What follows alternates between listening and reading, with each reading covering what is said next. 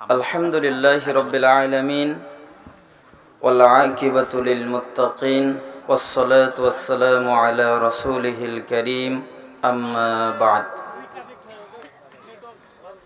সমস্ত প্রশংসা সে আল্লাহ সুবহানাহু ওয়া তাআলার দরবারে, যে মহান রব আমাদেরকে অত্যন্ত মেহেরবানি করে আজকে সদর গাইবান্ধা, রহমতপুর, রামচন্দ্রপুর, মালতলা রহমানিয়া মাদ্রাসার উদ্যোগে আয়োজিত ইসলামী জলসায় আসার বসার তৌফিক দান করেছেন।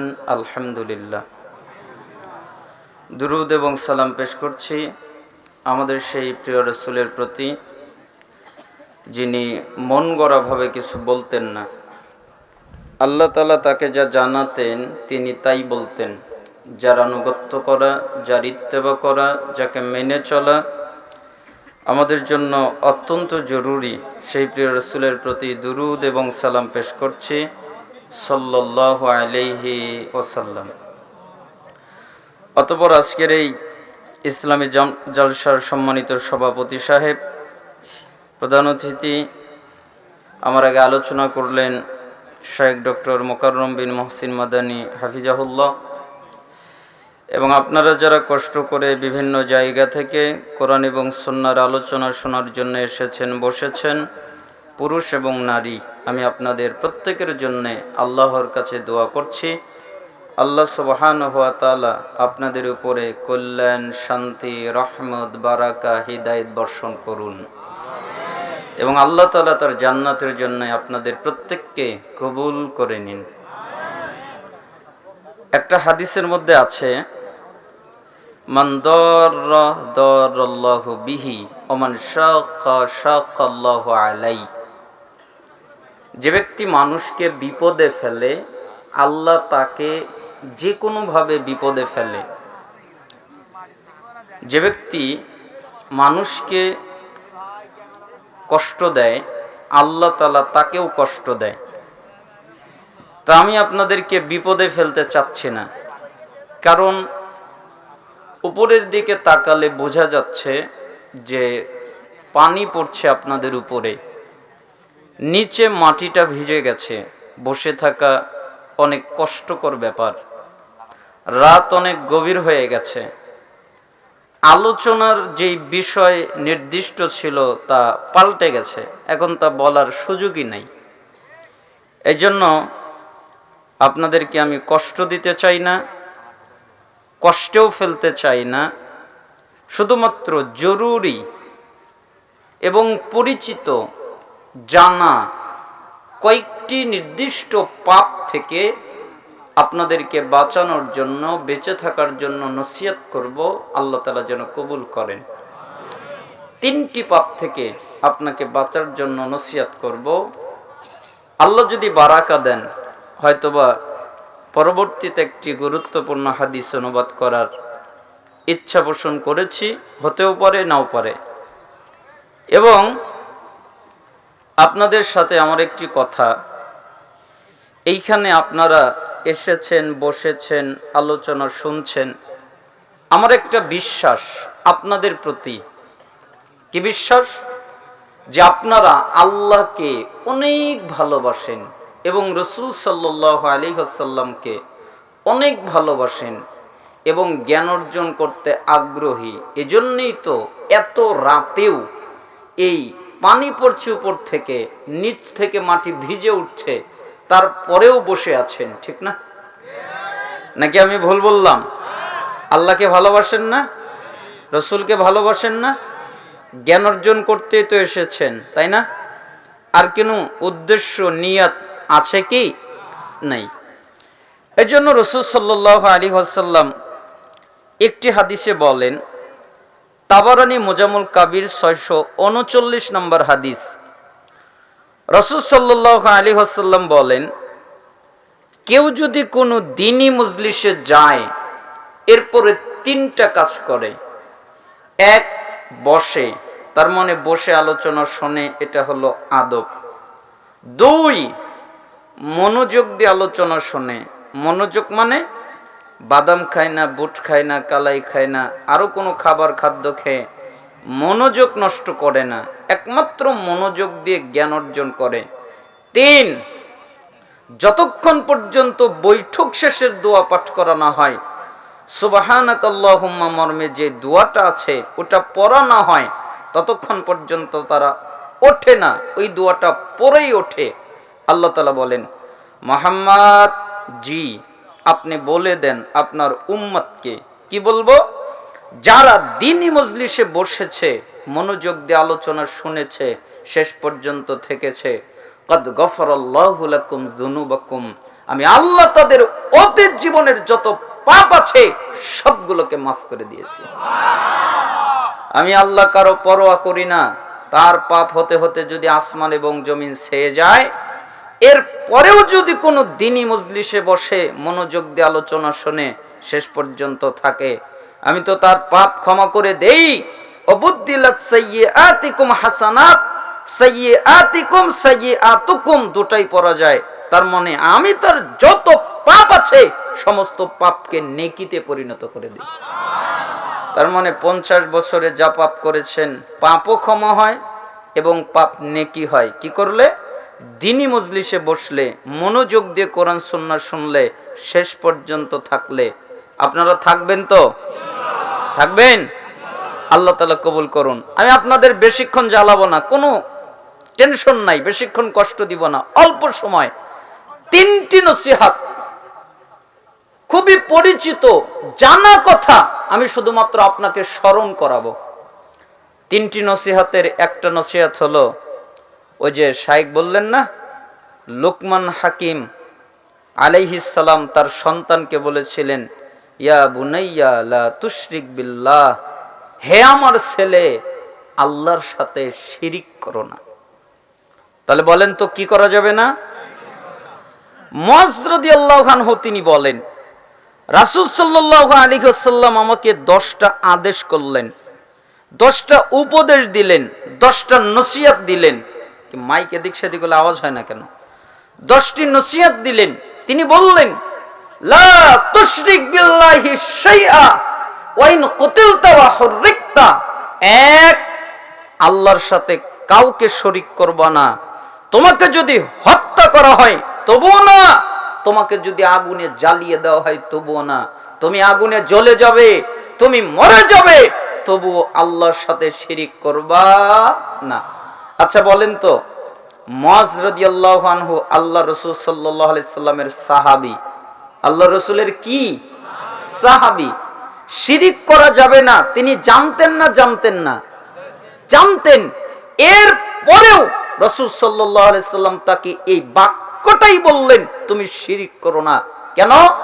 পৃথিবীতে যত পাপ আছে সবচেয়ে জটিল পাপ, সবচেয়ে ডেঞ্জারাস পাপ, সবচেয়ে কঠিন পাপ শিরিকের পাপ। কেন? আল্লাহ তাআলা বলেন, নিসা 48 নম্বর আয়াত, সূরা নিসা 116 নম্বর আয়াত, ইন্নাল্লাহা লা ইয়াগফিরু ইউশরাকা বিহি ওয়া ইয়াগফিরু মা দুনা যালিকা লিমান ইয়াশা, নিশ্চয়ই যে ব্যক্তি আল্লাহর সাথে শিরিক করে আল্লাহ তাআলা শিরিকের পাপ ক্ষমা করে না। এছাড়া যত পাপ আছে আল্লাহ ইচ্ছা করলে মাফ করে দিতে পারে। তার মানে আল্লাহ সুদ ক্ষমা করে দিতে পারে, আল্লাহ ঘুষ ক্ষমা করে দিতে পারে, আল্লাহ জিনা ব্যভিচার ক্ষমা করে দিতে পারে। কিন্তু কেউ যদি শিরিক করা অবস্থায় মারা যায়, মৃত্যুবরণ করে, তাকে জাহান্নাম থেকে বের করার দ্বিতীয় আর কোনো পদ্ধতি নাই। তার মানে শিরিক এত জটিল পাপ।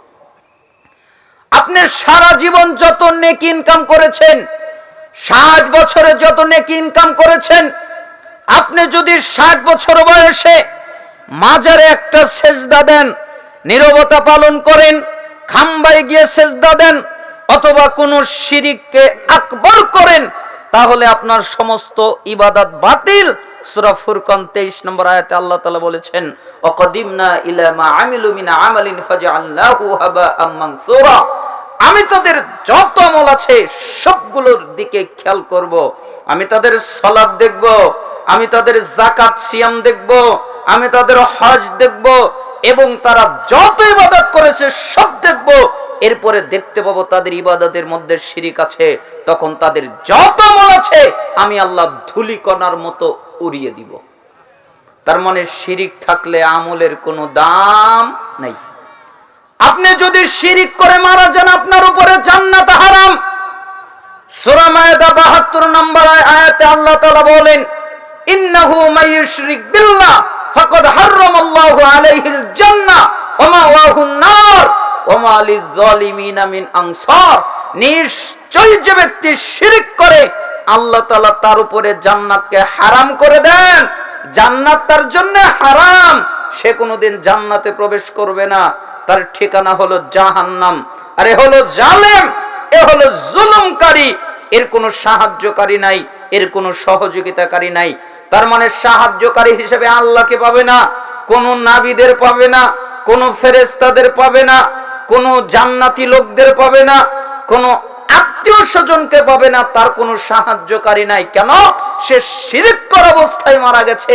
শিরিক করা অবস্থায় দুনিয়ায় যদি তওবা করে যায় তাহলে আল্লাহ ক্ষমা করবেন, কিন্তু তওবা না করে ওই অবস্থায় যদি মারা যায়, তাকে জাহান্নাম থেকে বের করার দ্বিতীয় কোনো পথ নাই। এজন্য আল্লাহ তাআলা বলেন, মাকানা লিন-নাবিয়্যি ওয়াল্লাযীনা আমানু ইস্তাগফিরু লিল মুশরিকিন। নবী যারা তাদের জন্য জায়েজ নয় এবং ঈমানদার যারা তাদের জন্য জায়েজ নয়, কাফেরদের জন্য, মুশরিকদের জন্য ক্ষমা প্রার্থনা করা। তার মানে আপনার বাপ যদি শিরিক করে মারা যায়, আপনার মা যদি শিরিক করে মারা যায়, আপনার ভাই যদি শিরিক করে মারা যায়, আপনার সন্তান যদি শিরিক করে মারা যায়, আপনি একটু বলতে পারবেন না, আল্লাহ আমার বাপকে ক্ষমা করে দাও, আল্লাহ আমার মাকে ক্ষমা করে দাও, আল্লাহ আমার ভাইকে ক্ষমা করে দাও। এই অনুমতি নেই, আপনি দোয়া করতে পারেন না। মুহাম্মদ সাল্লাল্লাহু নেই, তার জানাজা কেউ পড়তে পারে না।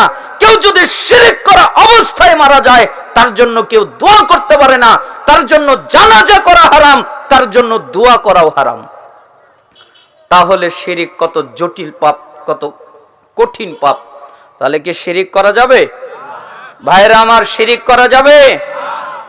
দুই, কখনো সালাত ছেড়ে দিবেন না। যে কোনো পর্যায়ে, যে কোনো মুহূর্তে, যে কোনো সময়ে আপনি সালাত আদায় করবেন, ওয়াক্ত হলে সালাত ছাড়বেন না। কেন? সালাত ছাড়লে আপনার ইসলাম থাকে না, আপনার দ্বীন থাকে না, আপনার ঈমান থাকে না। রাসূল সাল্লাল্লাহু আলাইহি সাল্লাম বলেন, ওয়ালা তাতরুকান্না সালাতান মাকতুবাতান মুতাআম্মিদান ফাইন্না মান তারাকা সালাতান মাকতুবাতান মুতাআম্মিদান ফাকাদ বারিয়াত মিনহু জিম্মাতুল্লাহ। তোমরা ইচ্ছা করে সালাত ছেড়ে দিও না। কেন? যারা ইচ্ছা করে সালাত ছেড়ে দেয়, আল্লাহ তাদের উপর থেকে দায়িত্ব উঠিয়ে নেয়। অপর হাদিসে এসেছে আল্লাহর রাসূল দায়িত্ব উঠিয়ে নেয়। অপর হাদিসে এসেছে আল্লাহর দ্বীনের দায়িত্ব উঠে যায়।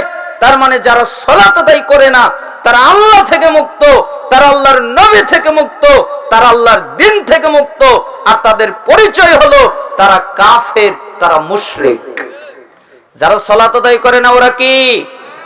মানে আপনারা ভয়ে ভয়ে আছেন না, মনে হয় ওরা কাফের এখনো হয় নাই, মনে হয় ওরা মুসলমানই আছে। না, মুসলিমের ৮২ নম্বর হাদিস, ইন্না বাইনার রাজুল ওয়া বাইনাশ শিরক ওয়াল কুফর তারকুস সালাহ।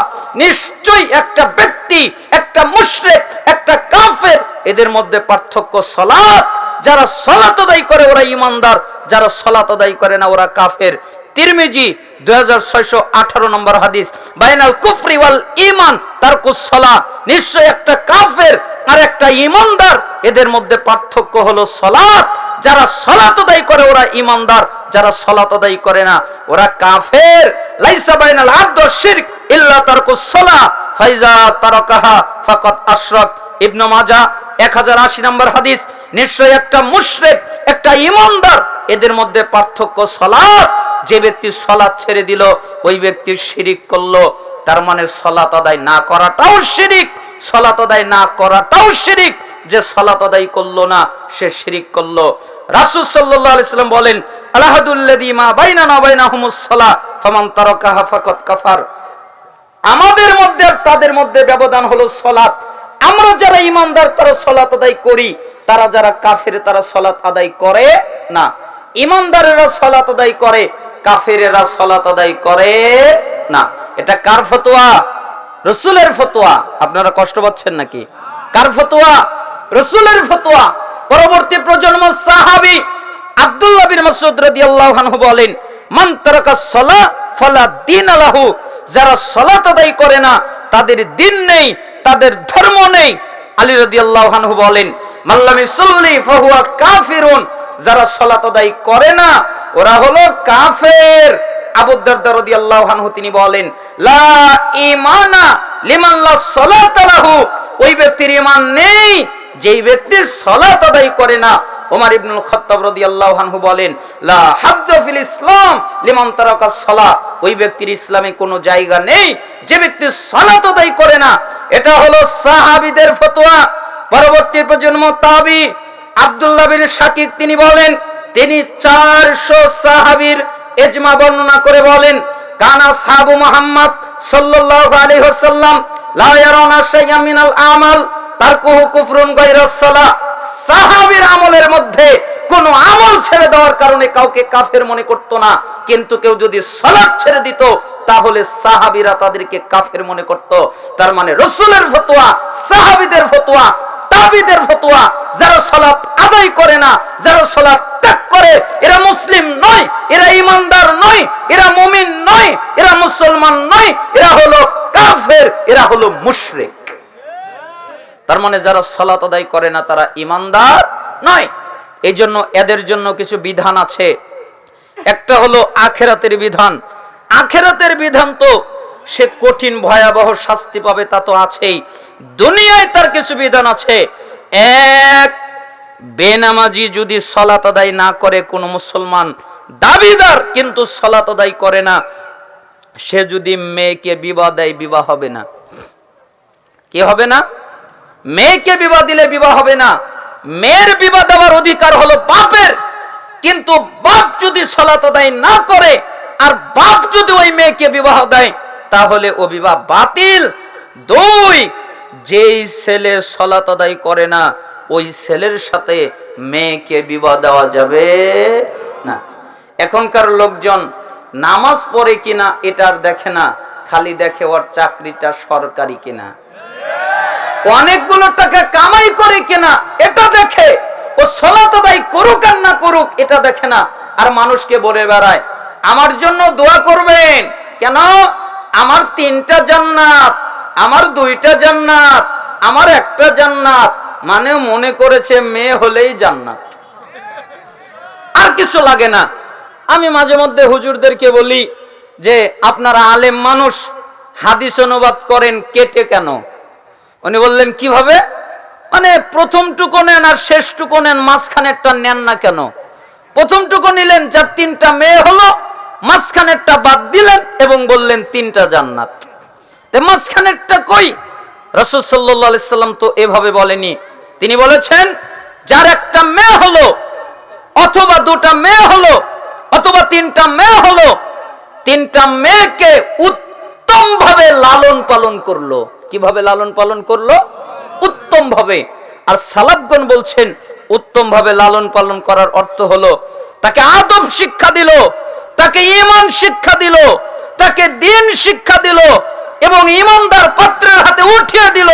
তার দায়িত্ব শেষ। এই কারণে 1টা মেয়ে হলে 1টা জান্নাত, 2টা মেয়ে হলে 2টা জান্নাত, 3টা মেয়ে হলে 3টা জান্নাত। ও চাচা, আপনি তো আপনার মেয়েকে বেনামাজের হাতে উঠিয়ে দিয়েছেন, আপনার জান্নাত মনে দেখেন ফেরেশতারা রেডি আছে আপনাকে পিটার জন্য। জান্নাত তো অনেক দূরের কথা, বহুত দূরের কথা। কিভাবে জান্নাত হতে পারে? আপনি ঈমানদার পাত্রের হাতে বিবাহ দিবেন, ঈমানদার পাত্র পাবেন কোথায়? ওই দেখেন ফজরে, সেই কোন শীতের মধ্যে ফজরের সালাতের মধ্যে যেই যুবক জামাতের সাথে 5 ওয়াক্ত সালাত আদায় করে, সে হতে পারে রিকশা চালক, সে হতে পারে দিনমজুরি, সে হতে পারে কম দামের চাকরি করে, সে হতে পারে রাস্তায় ফুচকা বিক্রি করে, সে হতে পারে বাদাম বিক্রি করে, কিন্তু ওই ছেলে হাজার লক্ষ কোটি ঘুষখোর সন্তানের চেয়ে, ঘুষখোর চাকরিওয়ালার চেয়ে অনেক ভালো। অতএব বিবাহ দিলে ঈমানদার পাত্রের হাতে বিবাহ দিবেন। আর যদি আপনি বেঈমানের সাথে বিবাহ দেন, 10 বছর আগে বিবাহ দিয়েছেন, 20 বছর আগে বিবাহ দিয়েছেন, তাহলে বিবাহ হয় নাই, ও বিবাহ বাতিল। 20 বছর ধরে আপনার মেয়ে জিনা করছে, 10 বছর ধরে আপনার মেয়ে জিনা করছে, 5 বছর ধরে আপনার মেয়ে জিনা করছে, আর যতগুলো সন্তান হয়েছে সবগুলো হয়েছে অবৈধ। কারণ ও তো আপনার জামাই হয় নাই। কিসের জামাই? ও তো সালাত আদায় করে না, ও তো ঈমানদার না। আর আপনি যদি বলেন হুজুর আমার মেয়েও তো নামাজ পড়ে না, তাহলে কি হবে? মেয়েও নামাজ পড়ে না, ছেলেও নামাজ পড়ে না, দুই কাফেরের জন্য আমার কোনো ফতোয়া নাই। মানে একজন সালাত পড়ে আরেকজন পড়ে না, স্বামী পড়ে স্ত্রী পড়ে না, স্ত্রী পড়ে স্বামী পড়ে না, তাহলে তাদের 1 তালাক 2 তালাক 3 তালাক লাগে না, অটোমেটিক তালাক হয়। ওটাকে বলে অটো তালাক। যেমন মোবাইলে লক পরে অটো লক, সেরকম কেউ যদি সালাত পরিত্যাগ করে তাহলে অটো তালাক হয়। আপনি ছেলে মানুষ বলবেন আমার স্ত্রী সালাত পড়ে না, তাহলে আমি কি করব? আপনি আপনার স্ত্রীকে বুঝান, প্রয়োজনে লাঠি দিয়ে পিটে বুঝান। এর পরেও যদি না বোঝে, আপনি সুন্দরভাবে সরকারি আইনে সুন্দরভাবে, কারণ তালাক তো আগেই হয়ে গেছে, সমাজ তো আর মানবে না, এজন্য সরকারি আইনে তাকে 3 তালাক দিয়ে মাসে মাসে দিয়ে তাকে তার বাপ মার কাছে ফিরিয়ে দেন। কেন? সে আপনার জন্য হালাল নয়। আর আপনি যদি মেয়ে হন, স্ত্রী হন, যদি বলেন আমার স্বামী সালাত পড়ে না, কি করব? তাকে আপনি আদবের সাথে সুন্দর করে বুঝান। সে যদি সালাত আদায় করে তাহলে তওবা করেন এবং নতুন করে বিবাহ পড়িয়ে নেন। আর যদি সে সালাত আদায় না করে তাহলে আপনি তার কাছ থেকে খোলা তালাক নিয়ে চলে যান। কেন? আল্লাহ সূরা মুমতাহিনার 10 নম্বর আয়াতে বলেছেন কোন ইমানদার পুরুষের সাথে কোন কাফের নারী থাকতে পারে না। তোমরা যারা দায়িত্বশীল আছো, বাপ মা আলাদা করে দাও। তোমরা যারা সমাজের অধিপতি আছো, আলাদা করে দাও। তোমরা যারা দেশের শাসক আছো, আলাদা করে দাও। একজন কাফের পুরুষের সাথে যেন একজন ঈমানদার নারী না থাকে, একটা কাফের নারীর সাথে যেন একটা ঈমানদার পুরুষ না থাকে, তাদেরকে বিচ্ছিন্ন করে দাও। তার মানে আমি আপনাকে কি দিয়ে বুঝাই যে সালাত আদায় না করলে কত ক্ষতি। যে ব্যক্তি সালাত আদায় করে না, ওই ব্যক্তি যদি কোনো পশু জবে করে, মুরগি জবে করে, হাঁস জবে করে, ছাগল জবে করে, বকরি দুম্বা জবে করে, গরু জবে করে, উট জবে করে, তাহলে তার জবকৃত জন্তুর গোশত খাওয়া যাবে না। সুদ খাওয়া যেমন হারাম, ঘুষ খাওয়া যেমন হারাম, আর এক কথায় শূকরের মাংস খাওয়া যেরকম হারাম, ঠিক বেনামাজি যদি জবে করে তার জবকৃত জন্তুর গোশত খাওয়াও হারাম। আপনি বাজারে মুরগি কিনেছেন, তদন্ত করেছেন, আপনি ওই ছেলেটাকে দিয়ে জবে করালেন, আপনি কি একদিনও বলেছেন এ বাবা তুমি কি নামাজ পড়ো? না তো আমি নামাজ পড়ি না। এই তুই জবে করিস না, আমার 500 টাকা লস। তুই যদি জবে করস আমার কয় টাকা লস? 500 টাকা দিয়ে মুরগি কিনেছি, 500 টাকা লস। তুই জবে করিস না, আমি নামাজ পড়ি, আমি নিজেরটা নিজে জবে করি। তার মানে বেনামাজিকে দিয়ে কখনো কিছু জবে করাবেন না। বেনামাজির জবেকে তো পশুর গোশত খাওয়া হারাম, খেতে পারবেন না। তাহলে বেনামাজি কত খারাপ। বেনামাজি যদি মারা যায় তাকে গোসল দেওয়া যাবে না, গোসল দেওয়া হারাম। বেনামাজি যদি মারা যায় তাকে কাফনের কাপড় পরানো যাবে না, কাফনের কাপড় পরানো হারাম। বেনামাজি যদি মারা যায় তার জানাজার সালাত আদায় করা যাবে না। যত পুরুষ তার জানাজার সালাত আদায় করবে, যত ইমাম তাদের জানাজার সালাত আদায় করাবে, তত পুরুষ তত মানুষ পাপীতে গণ্য হবে। নেকি তো অনেক বহু দূরের কথা। তার মানে বেনামাজির কোনো জানাজা নেই। বেনামাজি যদি মরে যায় তাকে মুসলমানের কবরস্থানে দাফন করাটাও জায়েজ নেই। তাহলে কি করবেন? বেনামাজি মারা গেলে তাকে গোসল দেওয়া যাবে না, বেনামাজি মারা গেলে তাকে কাফনের কাপড় পরানো যাবে না। বেনামাজ খারাপ, অনেক খারাপ। বেনামাজি হলো আসমানের নিচে জমিনের উপরে সবচেয়ে খারাপ, সবচেয়ে নিকৃষ্ট ব্যক্তি। তাহলে কি বুঝলেন? সালাত আদায় করলে হবে না, না করলেও হবে? কি আপনারা কি বলেন? করতে হবে?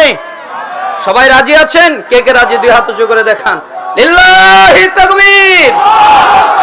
আল্লাহকে বলেন হে আল্লাহ, আমরা আর সালাত ছেড়ে দিব না, আপনি আমাদের কবুল করেন, আমিন। হাত নামান। আল্লাহ তাআলা যেন আপনাদেরকে 5 ওয়াক্ত সালাত জামাতের সাথে আদায় করার তৌফিক দান করেন। এটা হলো আপনাদের প্রতি আমার দ্বিতীয় নসিহত। তৃতীয় নসিহত কি?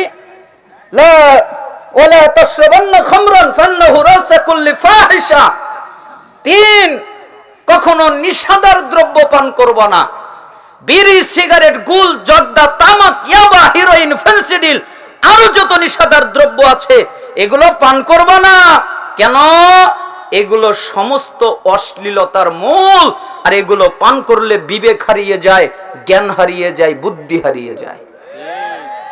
যেই ছেলেটা আরেকজন মানুষকে অন্যায়ভাবে ধর্ষণ করে, যেই ছেলেটা সমাজের ভিতরে অশ্লীলতা তৈরি করে বেড়ায়, যেই ছেলেটা সমাজের ভিতরে অস্থিরতা তৈরি করে বেড়ায়, যেই ছেলেটা আরেকজন মানুষকে অন্যায়ভাবে হত্যা করে, আরেকজন মানুষের রক্ত বের করে, আরেকজন মানুষকে আঘাত করে, সমাজের ভিতরে অস্থিরতা অশ্লীলতা তৈরি করে বেড়ায়, আপনি তদন্ত করে দেখেন ওই প্রত্যেকটা ছেলে হলো নিশাদার দ্রব্য পানকারী। কেন? নিশাদার দ্রব্য পান করলে বিবেক থাকে না, জ্ঞান থাকে না, বুদ্ধি থাকে না। মুসা আলাইহিস সালামের সময়ের একটা ঘটনা, বানি ইসরায়েলের একটা কাহিনী, এবং অনেক বর্ণনাতে এসেছে, অনেক ইতিহাস সিরাতের গ্রন্থগুলোতে এসেছে, ইসলাম বিশ্বকোষ বিভিন্ন কিতাবগুলোতে এসেছে। আমি এটা তারিখে দিমাশকের মধ্যে পড়েছি। একটা লোক, তাকে একজন বাদশা হাজির করলেন, এরপরে তাকে বললেন তোমাকে 3টা কাজ করতে হবে, যদি তুমি 3টা না করো তাহলে 3টার একটা করতে হবে, তুমি যদি একটা করো তাহলে বেঁচে যাবে, আর যদি তুমি না করো তোমাকে আমি হত্যা করব, ফাঁসি দিব, মেরে ফেলবো। তখন লোকটা, বুজুর্গ লোকটা বললেন আচ্ছা ঠিক আছে, আমি 3টা কাজের একটা করার চেষ্টা করব, আপনি বলেন। তখন বললেন, এক, তোমার কাছে একটা ছোট্ট ছেলেকে নিয়ে আসা হলো, এরপরে বলা হলো এই ছেলেটাকে তুমি হত্যা করো। তখন ওই বুজুর্গ ব্যক্তি বলল, আমি এই ছেলেটাকে কিভাবে হত্যা করতে পারি? আমি তো পশু নয়, আমি তো মানুষ, আমি তো আল্লাহকে ভয় করি, আমি কিভাবে তাকে হত্যা করতে পারি? আচ্ছা ঠিক আছে, 2, তুমি এই বেশ্যার সাথে রাত্রি যাপন করো। আমি কিভাবে এই নাপাক মেয়ের সাথে রাত্রি যাপন করতে পারি? এটা তো অনেক গুনাহের কাজ, আমি এমন পাপের কাজ করতে পারি না। আচ্ছা ঠিক আছে, মদ পান করো। না, এটা তো আল্লাহ হারাম করেছে, আমি মদ পানও করতে পারি না। আচ্ছা ঠিক আছে, তাহলে তুমি মৃত্যুর জন্য প্রস্তুত থাকো। আচ্ছা আমাকে কি সত্যি হত্যা করবেন? অবশ্যই তোমাকে হত্যা করা হবে, তুমি যেহেতু 3টার একটাও করলা না। আচ্ছা ঠিক আছে, আমি 3টার সহজটা বেছে নিলাম। কি বেছে নিলে? তখন সে মদটা হাতে নিল, এরপরে মদটা খেলো। যখন সে মদ খাওয়ার কারণে বিবেক হারিয়ে গেল, তখন সে ওই ছেলেটাকে হত্যা করলো এবং ওই মেয়ের সাথে অবৈধভাবে রাত্রি যাপন করলো। এই জন্য নিশাদার দ্রব্য পান করলে বিবেক থাকে না, জ্ঞান থাকে না, বুদ্ধি থাকে না, তাই নিশাদার দ্রব্য পান করা যাবে না। আরে বাবা, আপনি বোঝেন না কেন? তামাক পাতা দিয়ে জর্দা তৈরি হয়, তামাক পাতা দিয়ে বিড়ির মশলা তৈরি হয়। ওই তামাক পাতা যেখানে আবিষ্কার হয়, ওই ক্ষেতের মধ্যে কোনো ছাগলে যায় না, কোনো গরুতে যায় না, কোনো প্রাণীতে যায় না, কোনো পোকা ওই পাতার মধ্যে হয় না, কিছুতেই ওই পাতা খায় না, কেউ ওই পাতা সেও দেখে না, কোনো প্রাণী ওই পাতা খায় না। কিন্তু মানুষ নাকি আশরাফুল মাখলুকাত, সবচেয়ে জ্ঞানী ব্যক্তি, এর পরেও নিশাদার দ্রব্য ওই তামাক পাতা সেবন করে। এজন্যই তো আল্লাহ তাআলা বলেছেন উলাইকা কাল আনআম, এরা চতুষ্পদ জন্তু জানোয়ারের মতো। আরে তা নয়, বালহুম আদল, এর চেয়ে খারাপ। তার মানে যারা বিড়ি, সিগারেট, গুল, জর্দা, তামাক এগুলো খায়, তারা কুত্তা, তারা ছাগল, তারা শ্রীগাল, তারা গরু, তারা শূকর, যত নিকৃষ্ট প্রাণী আছে সবগুলোর চেয়ে খারাপ। আপনি কেন নিশাদার দ্রব্য পান করবেন? আমি এই হাদিসগুলো আগে জানতাম না, আসলে আমার জানা ছিল না। যখন আমি এই হাদিসগুলো পড়লাম তখন অবাক হয়ে গেলাম যে যারা নিষেধাজ্ঞার দ্রব্য পান করে তারা কত কঠিন অবস্থায় আছে। রাসূল সাল্লাল্লাহু আলাইহি সাল্লাম বলেন, ইবনে মাজাহ 3375 নম্বর হাদিস, রাসূল সাল্লাল্লাহু আলাইহি সাল্লাম বলেন, মুদমিনুল খাম কাআবিদি ওয়াসান, নিষেধাজ্ঞার দ্রব্য পানকারী পাপের ক্ষেত্রে মূর্তি পূজক সমতুল্য। কি সমতুল্য? মূর্তি পূজক। তার মানে মূর্তিকে পূজা করলে যেই পাপ হবে, নিষেধাজ্ঞার দ্রব্য পান করলে ওই একই পাপ হবে। হিন্দুরা মূর্তি পূজা করে না? পাপের কাজ না নেকির কাজ? কি আপনারা কষ্ট পাচ্ছেন নাকি আপনারা এগুলো খান? তাহলে নিষাদার দ্রব্য পান করলে মূর্তি পূজকের সমতুল্য। হিন্দুরা কি পূজা করে? মূর্তি পূজা করে।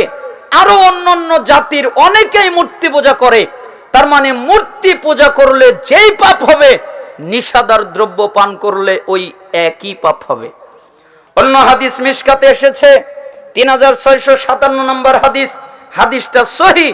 রাসূল সাল্লাল্লাহু আলাইহি সাল্লাম বলেন, যে ব্যক্তি নিষাদার দ্রব্য পান করা অবস্থায় মারা যাবে, অর্থাৎ বিড়ি খেয়ে মারা যাবে, সিগারেট খেয়ে মারা যাবে, জর্দা খেয়ে মারা যাবে, গুল খেয়ে মারা যাবে, তামাক পাতা খেয়ে মারা যাবে, ইয়াবা, হিরোইন, ফেন্সিডিল, মদ, গাঁজা আর যত নিষাদার দ্রব্য আছে এগুলো খেয়ে যদি মারা যায়, তাহলে সে আল্লাহর কাছে যখন উঠবে তখন তার পরিচয় থাকবে সে হলো মূর্তি পূজক। তার শরীরে আর কোনো পরিচয় থাকবে না। সে যদি সালাত আদায় করে সে সালাতি হিসেবে উঠবে না, সে যদি যাকাত দেয় সে যাকাতি হিসেবে উঠবে না, সে যদি দান করে সে দানবীর হিসেবে উঠবে না। কি হিসেবে উঠবে? মূর্তি পূজক। তার একটা পরিচয় থাকবে, সবাই তাকে দেখে চিনবে যে এই লোকটা মূর্তি পূজা করতো। কত খারাপ জঘন্য কাজ মূর্তি পূজা করা, এই লোকটা মূর্তি পূজা করতো, অথচ জিন্দিগি তো মূর্তি পূজা করেই নাই, অথচ পরিচয় কি হবে? মূর্তি পূজকের। দলিল মিশকাত 3657 নম্বর হাদিস, হাদিসের মান সহিহ। 3660 নম্বর হাদিস মিশকাতুল মাসাবি, হাদিসের মান সহিহ।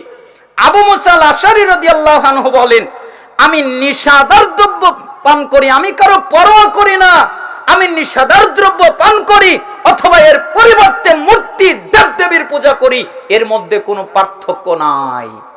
তার মানে নিষাদার দ্রব্য পান করলে যা হবে, মূর্তি পূজা করলে তা হবে। রাসূল সাল্লাল্লাহু আলাইহি সাল্লাম বলেন, ইবনে মাজাহ 3376 নম্বর হাদিস, লা ইয়াদখুলুল জান্নাহ মুদমিনু খাম, নিষাদার দ্রব্য পানকারী জান্নাতে যাবে না। সবচেয়ে ভয়ঙ্কর হাদিস, আমি অনুবাদ করতে গেলে খুব ভয় পাই। কেন জানেন? যে মানুষজন আমাকে কি পরিমাণ যে গালাগালি করবে আল্লাহ জানে। এজন্য এই হাদিসটা বলার আগে আমি আগে মানুষকে মুখস্থ করাই, এজন্য আপনাদেরও আগে মুখস্থ করাই নিব যাতে গালাগালি না পারেন। হাদিসের নাম হাদিস সম্ভার, কিতাবের নাম কি? হাদিস সম্ভার।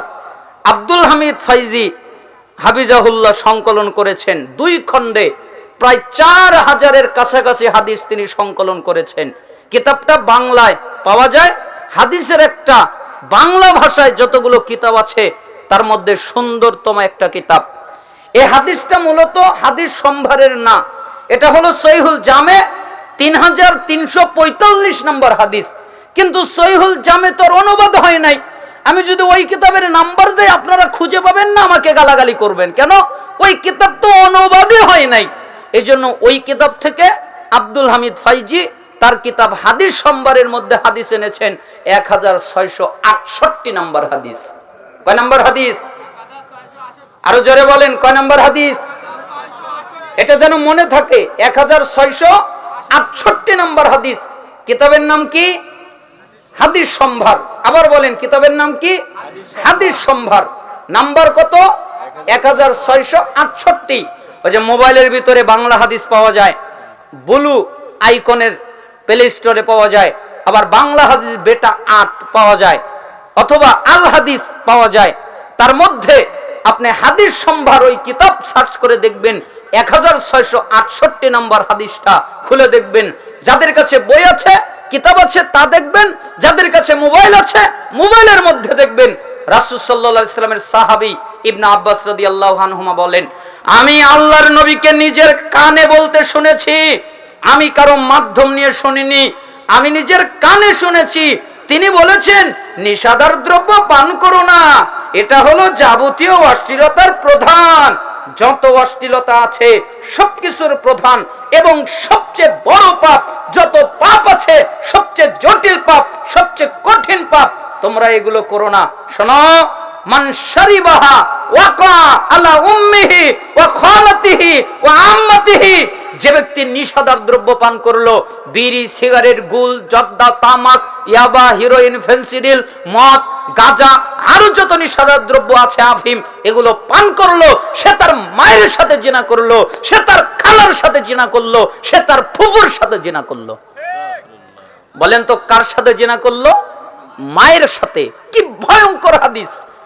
মায়ের সাথে জিনা করলে যা হবে ওই সিগারেট খেলে তাই হবে। মায়ের সাথে জিনা করলে যা হবে, ও দাদু ওই জর্দা দিয়ে পান খেলে তাই হবে। খালার সাথে জিনা করলে যা হবে, বিড়ি সিগারেট জর্দা দিয়ে পান খেলে তাই হবে। ফুফুর সাথে জিনা করলে যা হবে, জর্দা দিয়ে বিড়ি সিগারেট খেলে পান খেলে জর্দা দিয়ে তাই হবে। নিশাদার দ্রব্য পান করো না, এই কথা আল্লাহর নবী বলেছেন। তাহলে নিশাদার দ্রব্য পান করা যাবে? আপনারা কি বলেন, পান করা যাবে? আল্লাহ সুবহানাহু ওয়া তাআলা আপনাদেরকে কবুল করুন। এটা একটা মাদ্রাসা, আপনারা জানেন সুন্দর ব্যবস্থাপনায় ছাত্রদের পড়াশোনা করানো হয়। আমি যতটুকু বুঝলাম ভালো প্রতিষ্ঠান মনে হচ্ছে, পড়ালেখার মান মনে হচ্ছে ভালো, এটা বোঝা যাচ্ছে। সুন্দর পরিবেশ আছে। অতএব আপনারা আপনাদের সন্তানকে দিয়ে, আপনাদের অর্থ দিয়ে, আপনারা বুদ্ধি দিয়ে, মেধা দিয়ে, শ্রম দিয়ে যেভাবে পারেন ওইভাবে সহযোগিতা করবেন। আল্লাহ তাআলা আপনাদের দোয়া পাঠ করলে, সুবহানাকাল্লাহুম্মা মর্মে দোয়াটা পাঠ করলে গুনাহ মাফ হবে এবং সমস্ত গুনাহ নেকি হবে। এজন্য হাদিসের মধ্যে এসেছে, ভালো করে বুঝবেন, ওয়াসসাদাকাতু তুতফিউল খতিয়া কামা ইতফিউল মাউন নার। কেউ যদি দান করে আল্লাহ তার সমস্ত গুনাহ মাফ করে দেন, ওইভাবে যেভাবে আগুনের উপরে পানি ফেললে আগুন নিভে যায়। আচ্ছা, আগুনের উপরে পানি ফেললে আগুন জ্বলে না, নিভে? রাসূল সাল্লাল্লাহু আলাইহি সাল্লামের উদাহরণ কত সুন্দর। যেরকম পানি আগুনের উপরে ফেললে আগুন নিভে যায়, কেউ যদি দান করে আল্লাহ তার সমস্ত গুনাহ মাফ করে দেয়। তবে শর্ত হলো আল্লাহকে সন্তুষ্ট করার জন্য দান করতে হবে। এবং রাসূল সাল্লাল্লাহু আলাইহি সাল্লাম বলেছেন, এটা তিরমিজি 2616 নম্বর হাদিস, আর মিশকাতের 281 নম্বর হাদিসে এসেছে, ওয়াসসাদাকাতু বুরহান, সাদাকা হলো দলিল। তার মানে আপনি যদি সাদাকা করেন, যেরকম বলেন এবারে কার, এবারে আমার, কিভাবে? এই যে আমার দলিল। ঠিক আপনি যদি দান করেন আল্লাহ আপনাকে জান্নাতের একটা নগদ দলিল দিবেন। আপনি বলতে পারবেন এ জান্নাত আমার। কে বলেছে? এই যে আমার দলিল। তার মানে দান হলো জান্নাতের দলিল।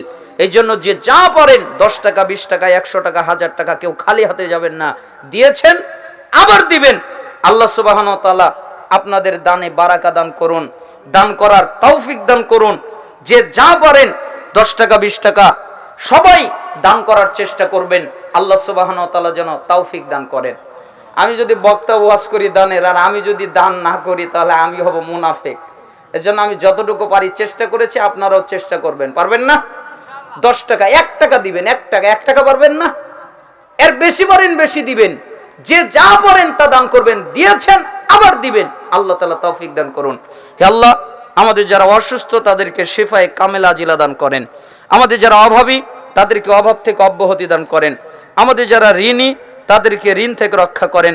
আমাদের মধ্যে যে কোনো মুসিবতে আছে সেই মুসিবত থেকে আমাদের পানা মঞ্জুর করেন। আল্লাহ, আপনি আমাদের দুনিয়ায় কল্যাণ দান করেন, আপনি আমাদের আখিরাতে কল্যাণ দিবেন, আপনি আমাদের জাহান্নামের আযাব থেকে রক্ষা করবেন। আল্লাহ, ফিলিস্তিনের মাটিতে মুসলমানদেরকে আপনি হেফাজত করেন। আল্লাহ, তাম পৃথিবীর যত মুসলমান যেখানে আছে আপনি প্রত্যেক মুসলমানকে হেফাজত করেন, প্রত্যেক মুসলমানের উপরে নিরাপত্তা দান করেন। আল্লাহ, আপনি আমাদের বাংলাদেশে শান্তি নাজিল করেন। আল্লাহ, আপনি আমাদের বাংলাদেশে ইসলামিক যোগ্য শাসক দান করেন। আল্লাহ, আপনি আমাদের সংবিধান কোরআন এবং সুন্নাহ আমাদেরকে উপহার হিসেবে দান করেন। হে আল্লাহ, আপনি আমাদের এই মাদ্রাসাকে কবুল করে নেন। এই মাদ্রাসার সাথে যারা যে কোনো ভাবে জড়িত তাদের কবুল করে নেন। আল্লাহ, এই ইসলামী জালসাকে কবুল করে নেন। এই জালসার সাথে যারা যে কোনো ভাবে জড়িত তাদেরকে আপনি কবুল করে নেন। আল্লাহ সুবহানাহু ওয়া তাআলা আপনাদেরকে দয়া করুন, আপনাদেরকে কবুল করুন। হে আল্লাহ, এখানে যত পুরুষ নারী উপস্থিত আপনি তাদের গুনাহ ক্ষমা করে দেন এবং তাদের গুনাহকে নেকিতে পরিণত করে দেন। ভাইরা, আমার উপরে রাগ করবেন না, রাত অনেক বেশি হয়ে গেছে। গেটে দাঁড়িয়ে থাকবে, আপনারা যে যা পারেন দিয়ে যাবেন। রাত অনেক বেশি হয়ে গেছে, এই জন্য আমি আমার মূল আলোচনা করতে না পারাই দুঃখিত। আমি সাইদার ভাই বাবা মার জন্য 500 টাকা দান করেছে। আল্লাহ তাআলা তার দানকে কবুল করুন। মৃত ব্যক্তির কবরে ইট দিয়ে গাতার পর তার নাম উল্লেখ করা যাবে কিনা? জি না, পাকা করা যাবে না। পাকা করলে ওই কবরকে ভেঙে দিতে হবে। রাসূল সাল্লাল্লাহু আলাইহি ওয়াসাল্লাম এই আদেশ করেছেন। স্বামীর সাথে কি স্ত্রী ধান কাটা বা আরো অন্যান্য কাজ কি বাহিরে করতে পারবে? কখনো না। স্ত্রীর কাজ হচ্ছে বাড়িতে থাকা, সে বাইরে যাবে কেন? ওই স্বামী কি কাপুরুষ যে তার স্ত্রীকে নিয়ে বাইরে গিয়ে কাজ করতে হবে? স্বামীর দায়িত্ব, স্বামী কাজ করবে। গালেব স্যার সালাতে রসুলে লিখেছেন রুকু না পেলে রাকাত হবে না, এবং তিনি দলিলও দিয়েছেন। দেখেন, এটা সালাফদের ভিতরে ইখতিলাফ, বড় বড় আলেমগণ ইখতিলাফ করেছেন। শায়েখ ইমাম হাকিমের আকীদা কেমন ছিল এটা নিয়ে অনেকেই ইখতিলাফ করেছেন। কেউ বলেছেন তার আকীদা ভালো ছিল, আবার কেউ বলেছেন তার আকীদা ভ্রষ্ট ছিল। তবে তার শেষ জীবনে তার আকীদাটা ভালো ছিল, উত্তম ছিল, এবং তিনি হাদিসের বর্ণনা দেওয়ার ক্ষেত্রে অনেক সময় শিথিলতা করতেন। আল্লাহ সুবহানাহু ওয়া তাআলা তাকে ক্ষমা করে দিন, তিনি আমাদের সালাফ, আমরা তার জন্য দোয়া করি। সুবহানাকাল্লাহুম্মা বিহামদিক আশহাদু আল্লা ইলাহা ইল্লা আনতা আস্তাগফিরুকা ওয়া আতুবু ইলাইক। আলোচনা শেষ করতে না পারায় দুঃখিত, ক্ষমা সুন্দর দৃষ্টিতে দেখবেন। আসসালামু আলাইকুম ওয়া রাহমাতুল্লাহি ওয়া বারাকাতুহু।